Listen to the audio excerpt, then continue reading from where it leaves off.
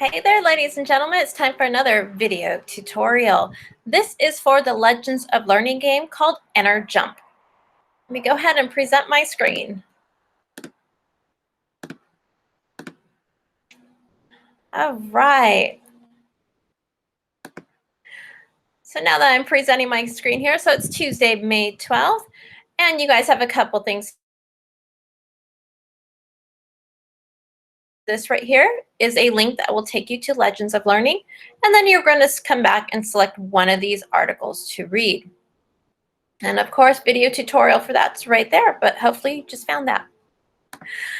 Okay, once you get logged into Legends of Learning, please log in with Google. It's going to take you here to the game. It'll go ahead and press the play button here.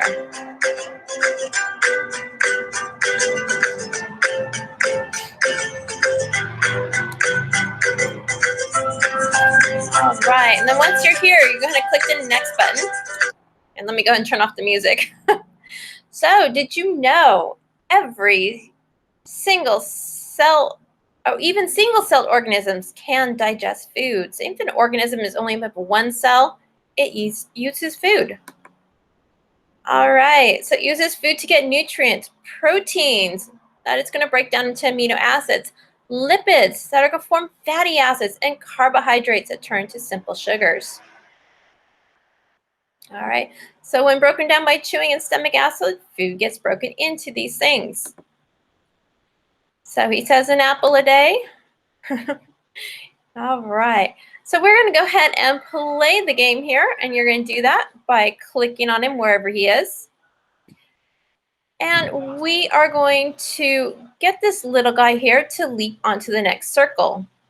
So we're going to go ahead and tap, and he sticks. And then he gives you some information. The food we eat is the source of carbon used to build the proteins found in our muscles, our hair, and our blood. Go ahead and click out of that. And you're going to have him jump again onto the next thing. Yep, and there he is. He made it. Yay. And we're going to jump. Oh, I didn't jump right. So I have a question to answer now. So my question is, what is the source of the carbon used to build the proteins in our muscles? So where do we get carbon to build protein in our muscles? Is it in our air? No. Is it in our water? No. Is it in our food? Probably, but let's check the next answer. Is it all of the above? No, because we already said no to B, A, and C. So it's B. We got the question right, so we get another chance to jump.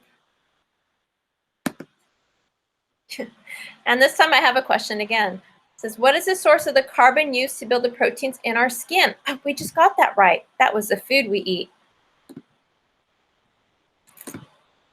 All right.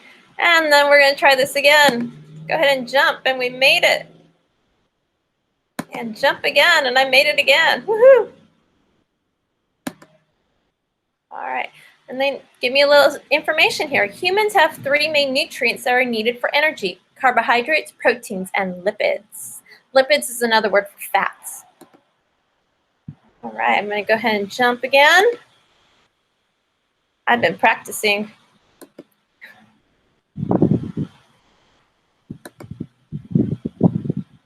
It's kind of gross that he's like in a mouth. Oh, didn't make it.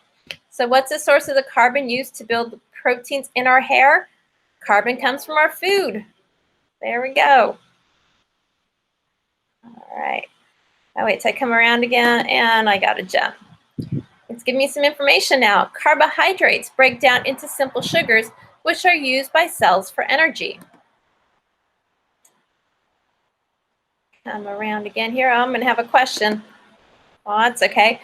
What's the source of the carbon used to build the proteins in our blood? Oh, it comes from the food we eat. All right, and I got to jump again. Oh, shoot. Ignore that.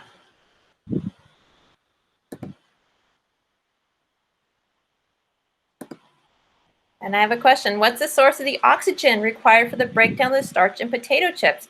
Oxygen. That's what we breathe.